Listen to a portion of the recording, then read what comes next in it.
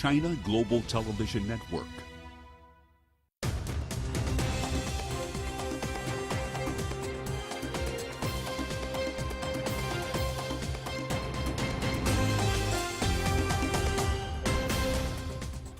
Hello and welcome to China Global Television Network. This is The World Today. I'm Lindy Mtongana in Nairobi, and these are your top stories.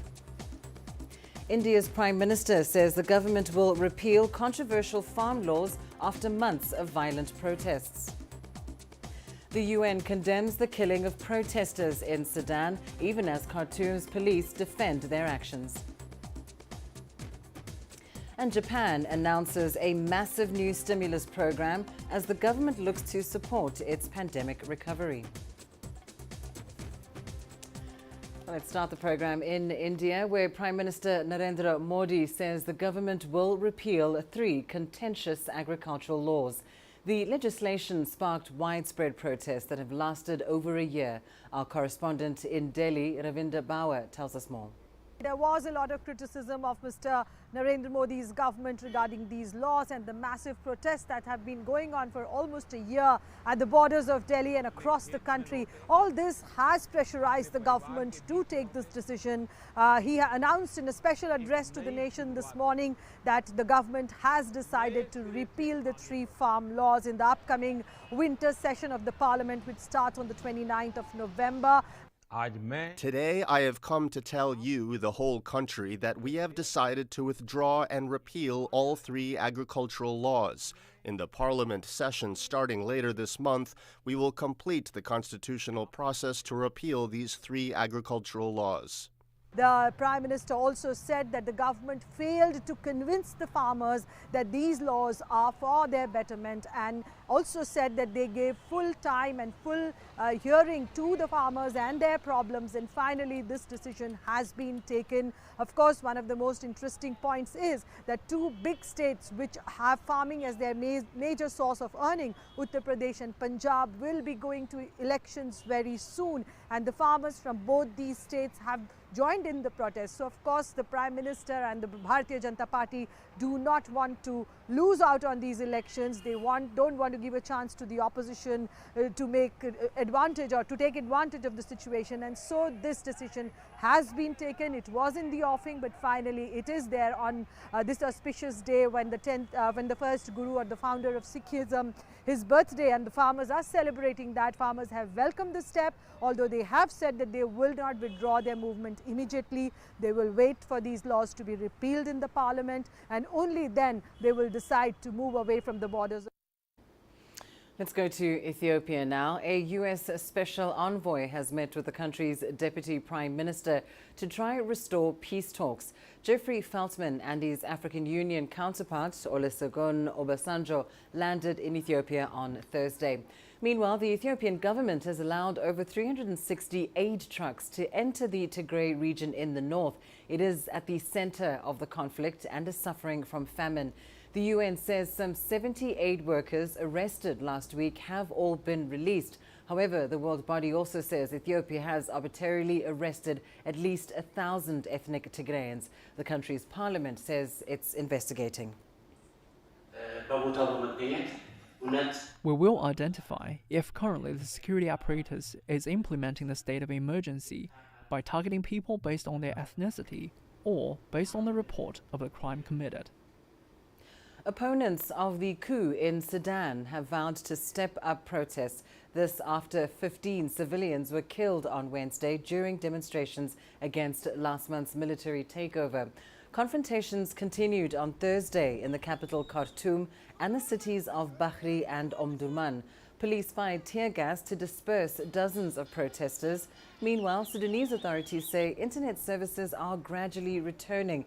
They have been blocked for more than 3 weeks. There have been protests since the military takeover on October 25th, and at least 39 people have been killed since then. A few minutes ago, we spoke to our correspondent, Naba Muhuddin, who is in Khartoum. Actually, due to the activists, they say they don't believe the military or any promises, because the military has promised earlier to investigate June the 3rd massacre in 2019, and it's now over 2 years and there is no results. And actually when Al-Burhan took the power on October 25th, he suspended this act in the constitutional draft to investigate June the 3rd massacre. And also there is other things, there is other massacres happened and there is other violence in different places in the country, in Western Sudan, in Eastern Sudan, and even in Khartoum. So activists say they don't believe the military's promise, and also because the military has promised to release the detainees and Abdullah Hamdok, and whenever there is a promise, there is a violence after a day or two. So the protesters now are organizing more protests, and till last night there was there was protest in Bahri and in different places in the country, and there was also checkpoints, and the military and other security forces try to stop people from going around and making access to Bahri city. Yes, the internet is back and telecommunication is back, but observers think because this is due to the financial losses of the telecommunication companies, because it's owned by private sector. And the internet was shut down, and Sudan was in total blackout for almost 3 weeks. So it's a very big financial loss to the telecommunication companies and to the consumers who have subscribe to post-paid services. Some lawyers sued the telecommunication companies, and they won some cases, and the court has some sentences to restore the internet, but observers think whenever it's not safe or the authority think it will help in organizing the protest or any civil disobedience, or it will affect the organizing of the protest, the internet will be shut down again.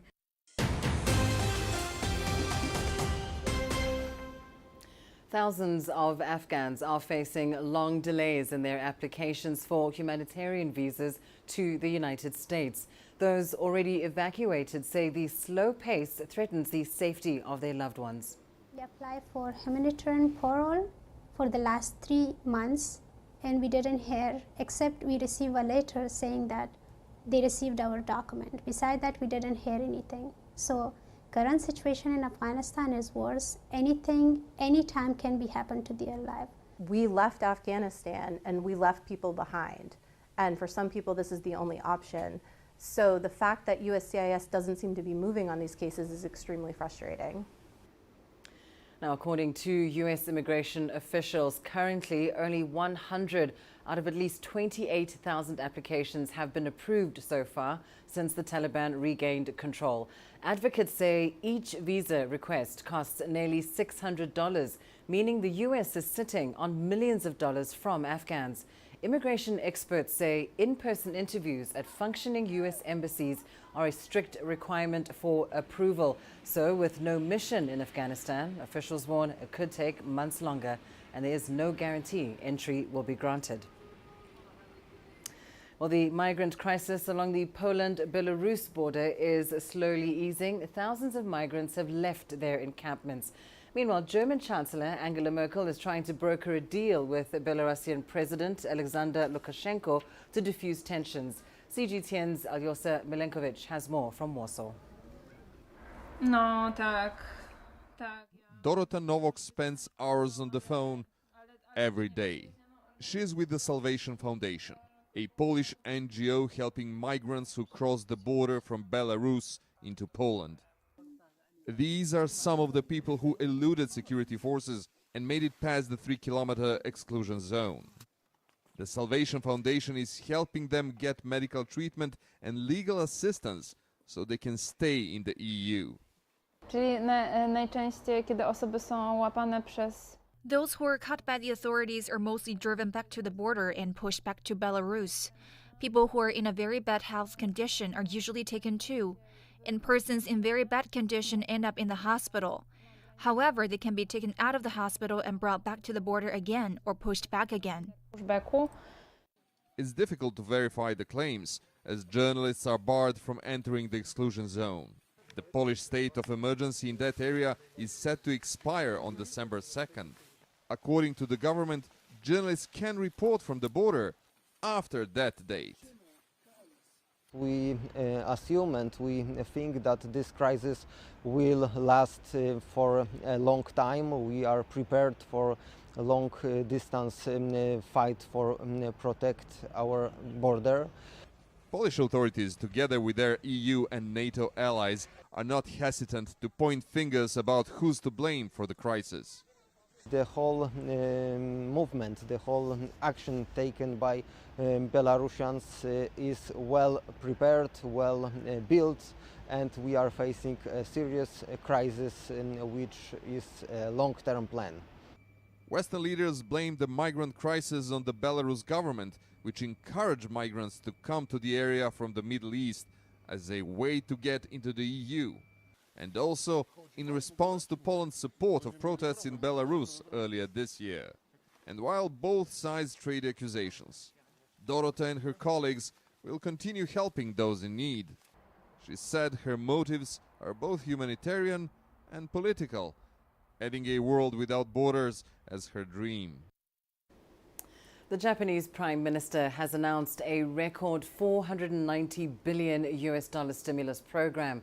This comes as the world's third largest economy looks to continue its recovery from the effects of COVID-19. Fumio Kishida said the cash injection, the third during the pandemic era, is expected to be approved by Cabinet later on Friday. He added it would deliver a sense of safety and hope to the Japanese people. The package includes a variety of measures, including handouts to families with children under 18 who meet an income cap. There are also pay rises for nurses and care workers. The spending plan comes after Japan's economy shrank far more than expected in the second quarter, as leaders sought to overcome the pandemic through strict containment measures. The Institute of Microbiology at the Chinese Academy of Sciences has developed an antiviral medicine for COVID called JSO-16. The medicine is now under phase 3 clinical trials and has been used for emergency treatment, both domestically and overseas. Earlier this year, China's Ministry of Science and Technology requisitioned 3,000 doses of medicine for COVID-19 patients in the country because the medicine's effects outweigh the risks. With the patient's consent, these doses are used for emergency treatment. Moreover, 500,000 doses have also been allocated for emergency use overseas.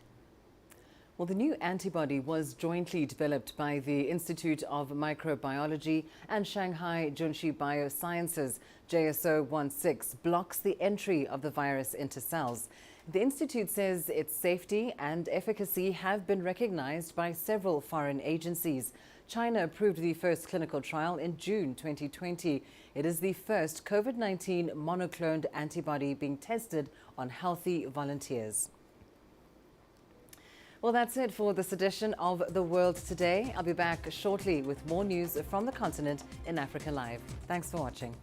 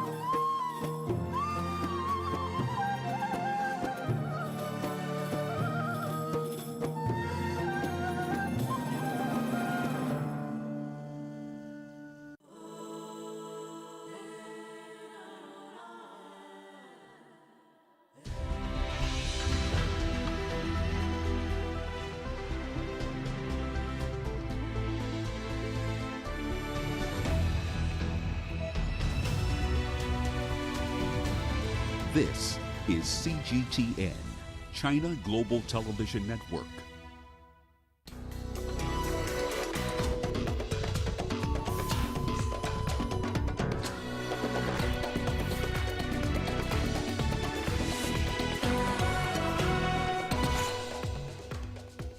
A U.S. special envoy meets with the Ethiopian Deputy Prime Minister to try end the year-long conflict in the north. U.S. Secretary of State Antony Blinken to expound on America's Africa policy as he visits Nigeria.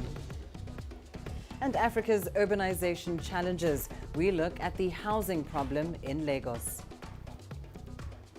Hello and a very warm welcome to Africa Live on CGTN. I'm Lindy Mtongana in Nairobi. Also coming up this hour. The South African Energy Regulator and the Energy Ministry are sued over planned new coal plants. And in sports, World Athletics President Sebastian Coe looking forward to the Eugene 2022 World Championships.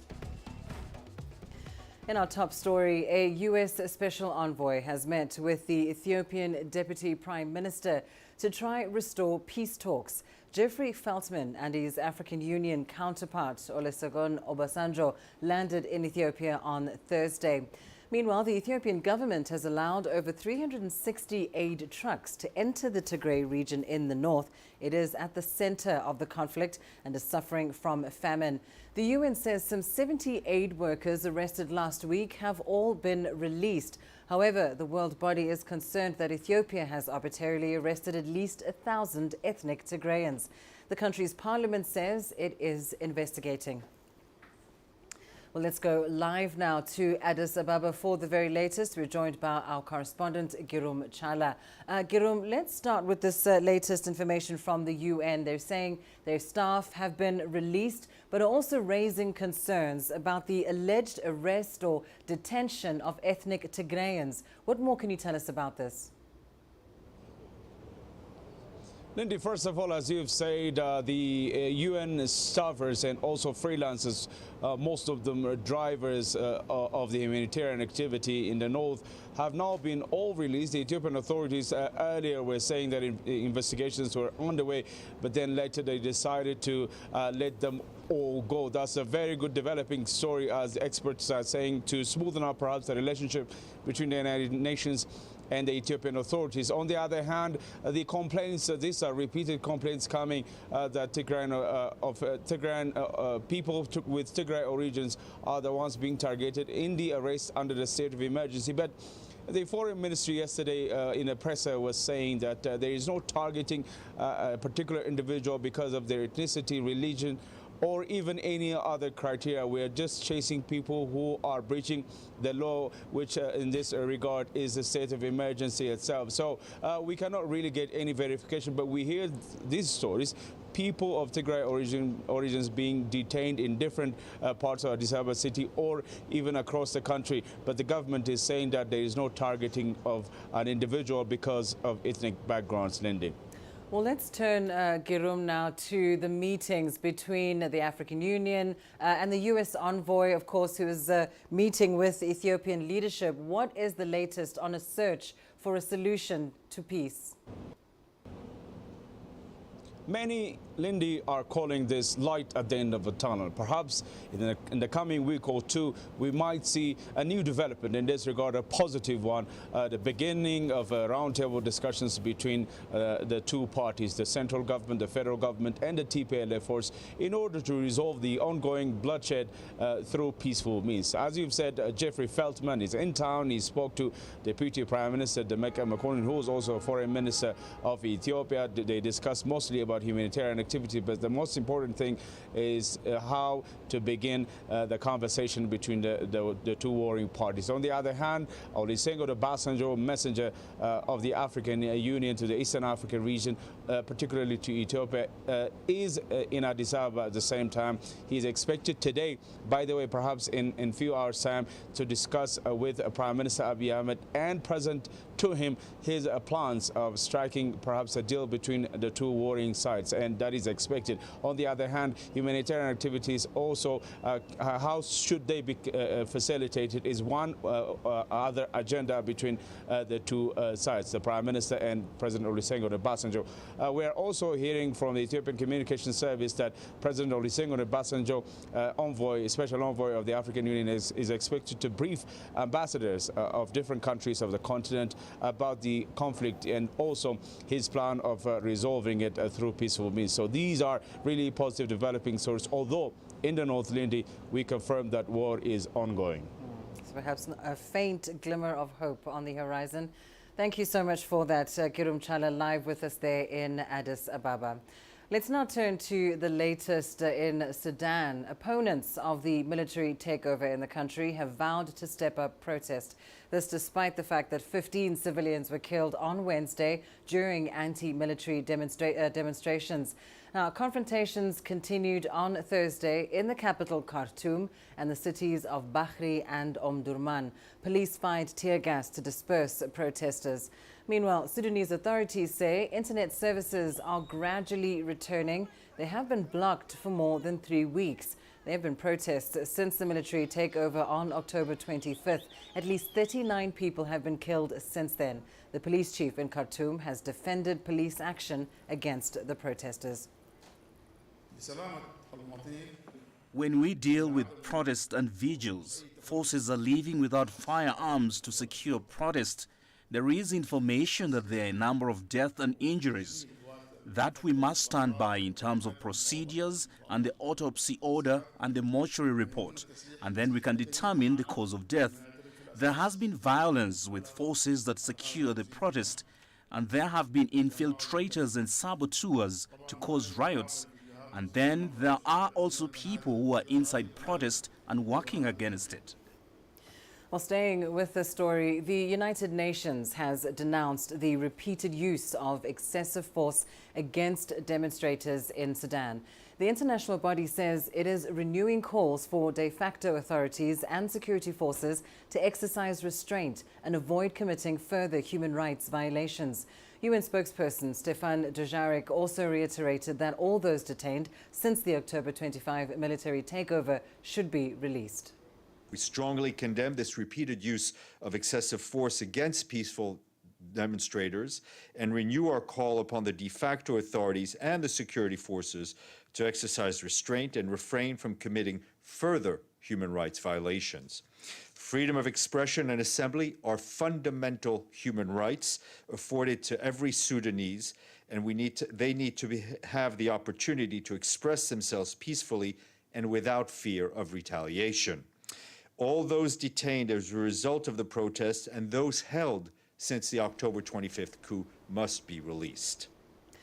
U.S. Secretary of State Antony Blinken is in Nigeria today, where he'll be delivering a major speech on the Biden administration's Africa policy. Blinken met Nigerian President Muhammadu Buhari on Thursday and discussed domestic and regional security, as well as West Africa's democratic backsliding, including Abuja's handling of anti-police brutality protests last year. Blinken signed a $2.17 billion development assistance program with Nigerian Foreign Minister Geoffrey Onyeama and said Washington would also continue to invest in security and climate action in Nigeria. We discussed the importance of a comprehensive approach that builds effective security forces, addresses the underlying drivers of extremism, and respects Nigerians' basic human rights. The United States is committed to helping Nigeria do that by continuing to invest in our security partnership and the institutions that strengthen the rule of law and that hold accountable those who commit human rights abuses, corruption, and other acts that harm the Nigerian people. By tackling these issues, we can help to address some of the problems that have been key drivers of insecurity. We're hoping also that the U.S., and we're delighted to have the U.S. back supporting the multilateral system and back in the climate change, finding a solution on climate action. And so we're also hoping that the U.S. will push the other industrialized countries to make good on this promise, because we certainly need this kind of financial support to be able to put in place all the actions that we need for mitigation and for adaptation. Well, our correspondent, Tesem Akende, has been following these developments for us. He joins us now live from Abuja. Tesem, seemingly a very fruitful visit by the U.S. Secretary of State to Nigeria, a $2 billion development pledge, as well as talks on security and climate change. Tell us why this has been such an important visit for both America and Nigeria.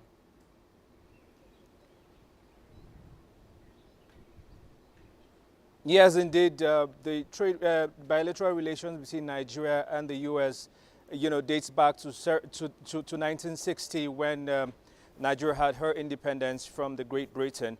There have been times of indifference in that relationship. And so the visit of the U.S. Secretary of State, in his words, is actually to rejuvenate and put in better oxygen and better energy to have, a better relationship going forward.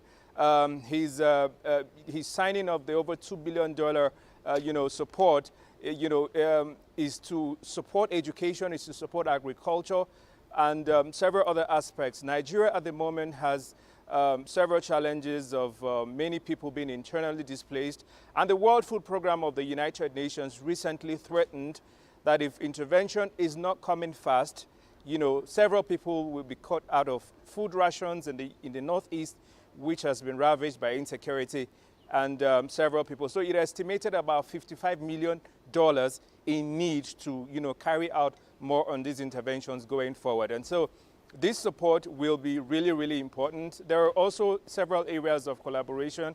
You talked about security earlier, but there's also the place of fighting the coronavirus pandemic, which Nigeria is battling. Just about 3%. 2.9% of the Nigerian population at the moment is what has been vaccinated, fully vaccinated, taking their jabs for COVID-19. The U.S. has promised to partner in this respect as well. Earlier, it has donated about 10 million doses of the AstraZeneca and, of course, Pfizer. So more collaborations will be coming in, and the U.S., as far as it's concerned, this visit is very important, to it. On the flip side, it is also looking at Nigeria, benefiting a lot from Nigeria. It has a lot of investments in Nigeria so far, in mining, in petroleum. It's looking forward to strengthening those ties. And just a while ago, Anthony Blinken delivered that speech you were talking about, where he described Nigeria as, a giant, not just a giant of Africa, but he says it should be regarded as a global leader. So these are areas of collaboration, and these are areas that this visit is actually working out really good for both nations. Indeed. Well, thank you so much for that. Tesem Akende joining us there live from Abuja, Nigeria. You are watching Africa Live. Here's what's still ahead on the program. Coming up, Africa's urbanization challenges. We look at the housing problem in Lagos.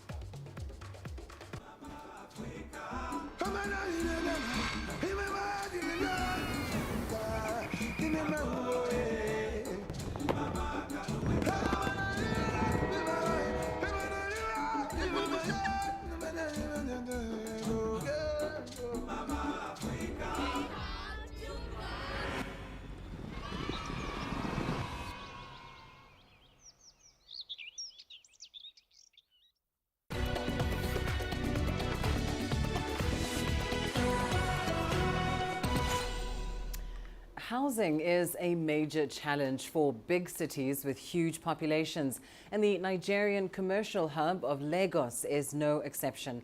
The city has a huge housing deficit, but authorities have devised a strategy that could tackle the problem. CGTN's Deji Badimosi has more in this report.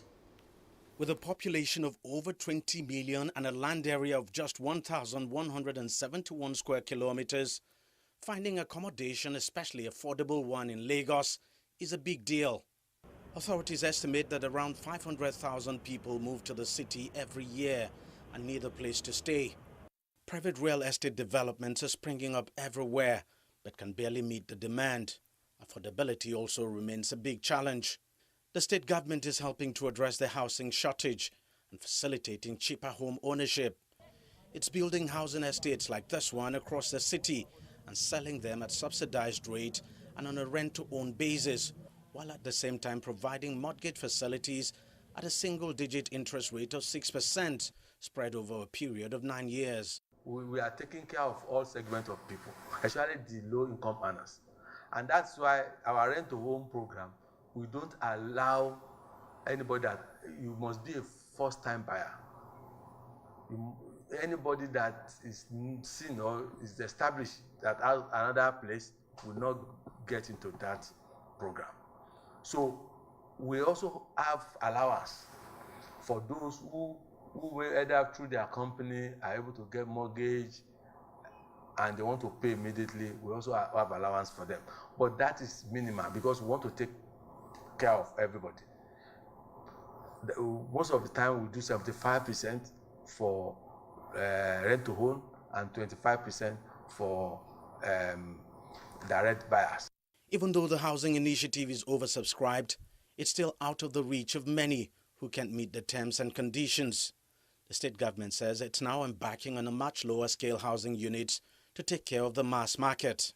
We are working on over 3,500 units, 1 bedroom and 2 bedroom at Imota in Ikorodu. We are doing everything possible to make sure that we get that on board as fast as possible. We are also looking at around the Janikin area where we have about 60 hectares. We want to make sure that we build in thousands there too. Another aspect of the housing challenge in Lagos is that rents are charged annually and paid upfront, making it difficult for many to secure decent homes. One small startup, though, is now helping to address that challenge with an initiative known as Rent Small Small. With Rent Small Small, you don't really have to, you don't pay upfront. You pay either monthly, quarterly, biannually, based on what is convenient for you. And also we have insurance, first of its kind, which is also an incentive. It's a benefit both to the landlord and the tenant. Despite all these initiatives, the Lagos housing challenge still persists as the population continues to grow. And local authorities and the private sector continue to devise different strategies to address the problem. DG Bademasi, CGTN, Lagos. Uganda is hoping to set up its own organ donation system to reduce the cost of sourcing life-saving organs from outside the country. Health officials say there's a severe lack of supporting infrastructure for domestic transplants and no legal framework to facilitate them. The Human Organ Donation and Tissue Transplant Bill of 2020 is now before Parliament for scrutiny. Here's more from CGTN's Hilary Ayesiga. This patient, who prefers to remain anonymous, is here for his 28th dialysis session. He's suffering from kidney failure, but his main worry is the high cost of treatment. Each session here costs $16.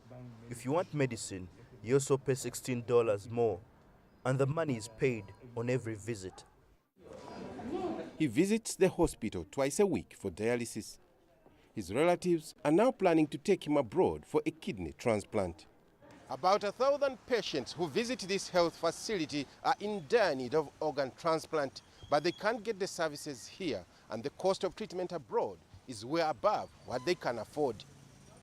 Because now, a lack of facilities to perform surgery has also been a major challenge. The country has now completed the construction of an organ transplant theatre. And to facilitate its operation, Ugandan lawmakers are drafting a law to regulate transplants. So we considered and passed a law to provide for donation of organs and tissues and also transplantation of those organs and tissues, because we don't have a standalone legislation.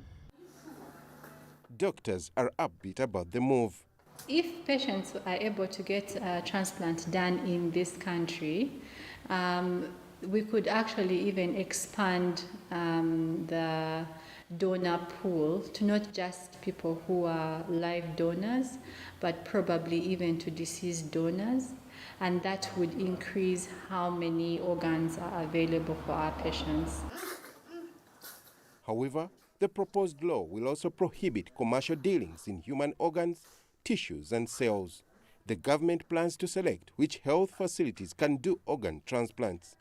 For now, this could be good news for patients in Uganda, but there may still be a long wait before the law is in place.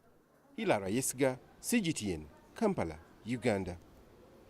The Africa Centers for Disease Control and Prevention says that the continent is speeding up its efforts to manufacture COVID-19 vaccines within Africa in partnership with countries in the West as well as China. In an exclusive interview with the CDC director, our correspondent in Addis Ababa, Girum Chala, began by asking John Nkengasong why there seems to be a disconnect between nations scaling up their vaccination campaigns and a low uptake of vaccines. The uptake remains low because of two main reasons. One is a predictable access to vaccines on the continent. Let me just say that in countries that have managed to secure vaccines either through bilateral cooperation or their own personal initiatives or through COVAX or the African Vaccine Acquisition Task Team, they have made significant progress. Morocco, for example, has been able to immunize up to 60% of its eligible population, 60%. So they are almost there.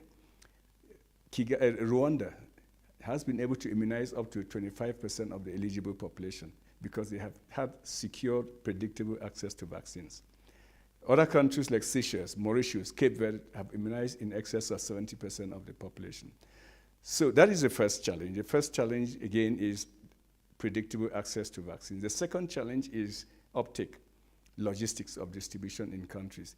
This is the first time in the history of the continent where more than 200 million people will need to be vaccinated. Our target is to immunize up to 900 million people between now and next year. So it is a big challenge of logistics. How do we immunize that? Remember, we are used to immunizations, but it's childhood immunization. So these are general population immunization, which is extremely challenging. Nobody was prepared for this. So I think that is the fundamental. So the challenge of access to vaccines and challenge of logistics is what we call vaccines plus vaccinations equals live and economic safe. Doctor, there were reports that you had started talks with WHO on the rollout for the malaria vaccine.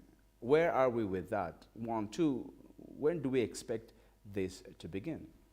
So first of all, we have to welcome the good news that was published, the results that were published a few weeks ago showing that malaria vaccines were efficacious and based on clinical trials that were conducted in Africa. I think that is extremely important to validate that. We know that vaccines without vaccinations doesn't have any impact.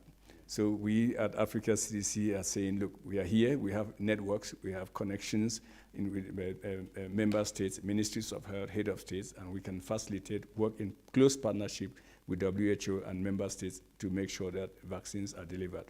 I would just say that as we move forward, what we are really encouraging in Africa is that we should adopt a new public health order for the continent.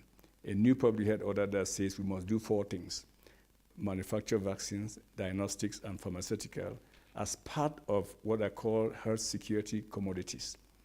Second, that we strengthen our own national public health institutions, okay, the likes of the United States CDC, European CDC, China CDC. So Africa CDC is one, but all 55 member states should all have that so that we work as a network.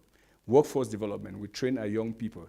We should look at it fighting diseases as if we are going to war, which means you have a ready and standby force to fight these diseases because, again, I argued at the start of this conversation that it is a security threat, a human threat, and an economic threat. And lastly, our own investment. The continent of Africa should be able to follow through with the commitments that they made in Abuja during the Abuja Declaration, saying that each government will allocate up to about, I think, 15% of the resources. That is the beginning. It will not necessarily address all our needs, but at least it gives us a foundation on which we can build on take our own destiny in our hands while waiting for others to come in and support us there. That is the centrality of the new public health order that Africa CDC is promoting. You're watching Africa Live. Stay with us. We'll be right back after this short break.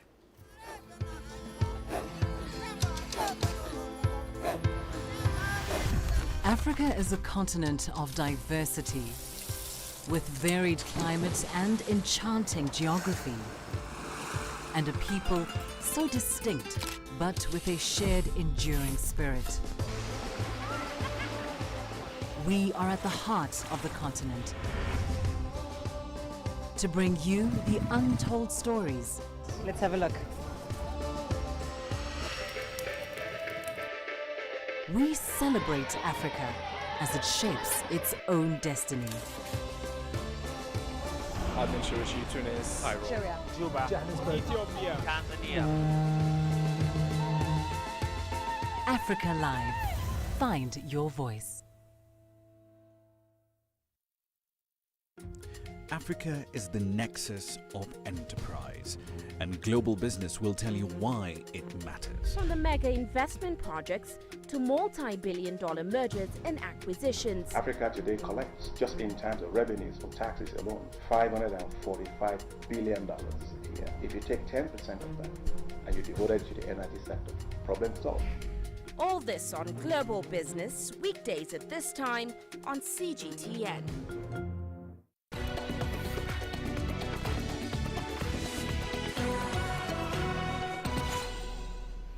In a first for Africa, a biotechnology company has produced 800 litres of liquid cultivated mushrooms for use in cosmetic products. With the help of South Africa's Council for Scientific and Industrial Research, or the CSIR, the company has been able to scale up production. CGTN's Lindy Mtongana has more. The Sawubona Mycelium is bringing the global mushroom ingredients mega trend to South Africa. The small company is doing this with the help of the CSIR Biomanufacturing Industrial Development Center, or BIDC. The BIDC availed its world-class equipment and research and development expertise to the biotech company, which was founded by two fermentation scientists, Busi and Newo Muloi. What we've tried to do and what we are doing is to actually work with the roots of mushroom, which is something even more interesting because people never think that mushrooms have got roots. So we grow the roots of mushrooms to produce compounds that can be used in cosmetics. Mushrooms are very beneficial. They have medicinal benefits, and some of which can be applied in cosmetics. So globally, there's a trend of fermented mushroom putting in cosmetics, and that's how we started as well.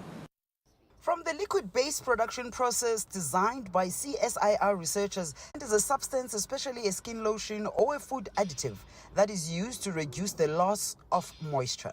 You never really think of what else is the mushroom making as it's growing. So this is kind of the value add of the process, where you're growing your mushroom, and as it's using the liquid food, it's producing this high-value compound, which is called beta-glucan. And as it uses the food, it releases this beta-glucan into the liquid environment, and thereafter we take out the liquid and then start purifying to extract this beta-glucan from it. Additionally, as part of the production process, the researchers also produced enough biomass to convert it to a dried mushroom powder, which is used in food products. One of the highest value applications is that it would be used as an alternative or a substitute to more chemical-based compounds that are currently used in skin formulations.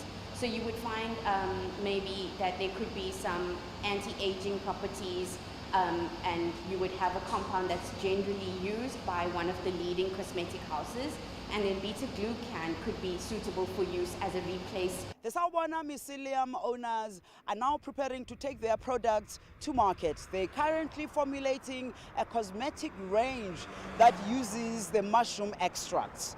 Lindy Mtongana for CGTN in Johannesburg, South Africa. Staying in South Africa, the country's energy regulator, as well as the energy minister, are being sued by environmental activists over national plans to allow the construction of new coal-fired power plants. The action was taken after Energy Minister Gwede Mantashe failed to respond to a 17 September letter of demand. Plans for the construction of a 1,500 megawatt coal-fired generation capacity plant are included in the 2019 Integrated Resource Plan for Electricity, passed on September 25th last year.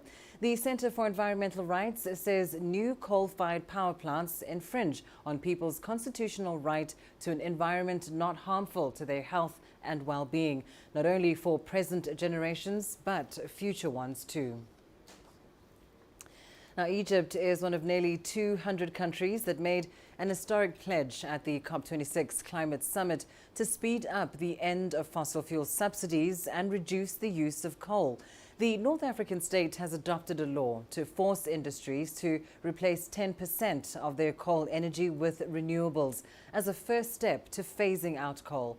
But as Yasser Hakim explains, the transition to clean energy will not be easy, especially for its coal-dependent cement industries. Signing up to the COP26 agreement is a reflection of Egypt's strategy to target 42% of its energy output from renewables by 2030. The North African country pledged in Glasgow to gradually phase out the use of coal, which is a high carbon emitter. Cement is the main industry to be affected by the decision. 16 out of the country's 18 factories are heavily dependent on the fossil fuel, importing $1 billion worth of coal annually. Medhat Stefanos, who heads the cement division at the Federation of Egyptian Industries, says the transformation could be challenging. The sources of energy are known, either petroleum products or natural gas or coal. There is no other choice except renewable, but this can only cover parts of our consumption. You still need petroleum, diesel, coal or natural gas as the main energy. Some experts, however, maintain that renewable energy is not yet ideal for heavy industries, which they say needs constant and adequate supply of energy. Cement factories operate 24 hours a day and need continuous power sources, while renewables are not sustainable. They produce an average 8 hours a day. If there is no sun or continuous wind, production will stop. Egyptian factories had to introduce coal energy in 2016 as a replacement to the more expensive and scarce petroleum products. Now they're expected to invest huge amounts of cash again to replace coal. They are studying hydrogen as an option, but on the short term, natural gas is the best alternative to coal. Not the polluting petroleum or fuel, but natural gas is more expensive than coal. It also needs strong, costly infrastructure and pipelines to supply the gas. Necessity forces itself on us, whether the investment in infrastructure will cost us a lot or not. We will have to assess the situation and will have to adapt to what the state, the society and even the global community requires. But inevitably, there will be huge expenses. The stakes are high. There are 1.5 million workers in cement factories that supply the ongoing mega construction projects in the northern African country. Therefore, some experts are calling on the government to offer financial support to the industry through this difficult transformation process. Yasser Hakim for CGTN, Cairo. Your sports news up next on Africa Live. Coming up, World Athletics President Sebastian Coe is looking forward to the 2022 World Championships in Eugene, Oregon. The greatest journeys, the greatest sights, the greatest adventures. Here in Qanater, this weir allows the locals to walk on water. We're far more than just TV news. We're your passport to the wonders of Africa. To bring you stories of struggle, survival and hope.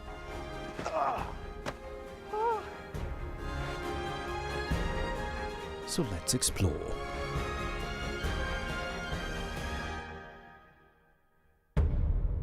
CGTN. See the difference.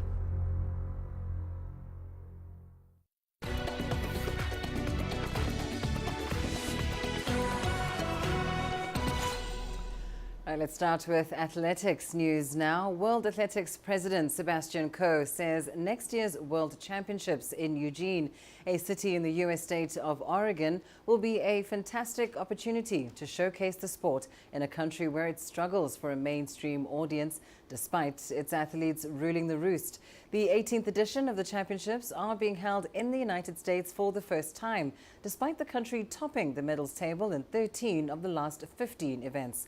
The governing body has long been frustrated by the apparent apathy towards the sport in a country that wins so many world and Olympic medals, and where there sometimes seems to be more interest in college cross-country races than elite performances in stadiums around the world.